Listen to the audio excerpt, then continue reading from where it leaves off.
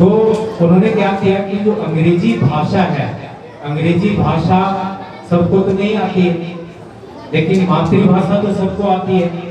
तो भाषा बाधा न बने उसके लिए उन्होंने बनाया एक बोधि यंत्र, ब्रिज ऑफ स्टोरीज, यानी स्टोरीज के माध्यम से वो जो गैप है, वो जो अंतर है, उसको दूर करना। और फिर उन्होंने कुछ मोरल स्टोरी इकट्ठे किए। जैसे मुझे याद है एक स्टोरी में शिक्षा में लग रही कि एक बच्चा है जो अपने दादा को देखता है, कुम्हार है फैमिली का, कि वो मिट्टी का बर्तन बनाता है और मिट्टी का बर्तन बना करके वो शहर में बेचने के लिए जाता है। तो अपने दादाजी के साथ वो भी जाता है बेचने के लिए, लेकिन जब वो बर्तन वहां पर छाता खरीद सके लौटते वक्त, तो उस पोते ने इस बात को सोच लिया कि दादाजी अपने लिए छाता खरीदना चाहते हैं, क्योंकि छाता के बिना क्या हो रहा था, उनके बर्तन मिट्टी में गल जा रहे थे।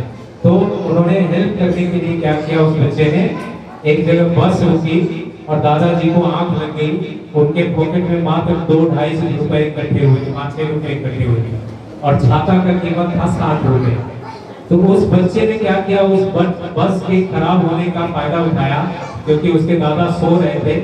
बगल की दुकान में गया और वहां पर कुछ वर्कर काम कर रहे थे। दुकान के मालिक से उसने पूछा कि मैं आपकी कोई मदद कर सकता हूँ।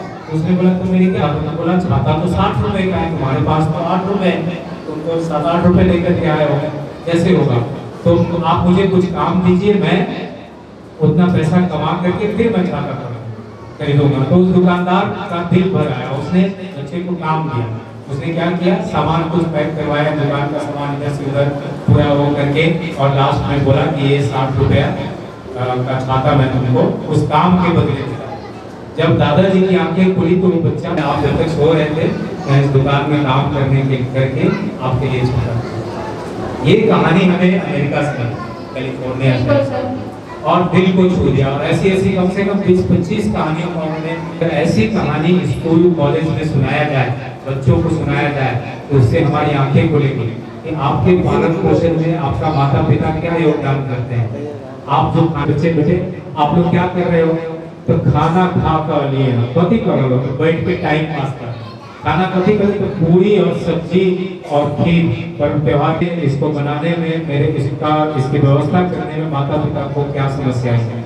अब मैं अपनी बात बता रहा हूँ कि इस समस्या को मैं अपनी आंखों से देखा था अपनी माता जी को, कैसे नहीं होते थे, पर वो किस तरह से अरेंज करती थी, गेहूं के बदले में चावल अरेंज कर लेना, खेत में अगर झिगुनी की सब्जी मिले तो उसी से काम चला लेना, केला हम पिठिया में जाकर केला भी बेच रहे थे, को गौर नहीं कर दादी, वो सारे दुख दर्द को मैंने नजदीक से देखा है।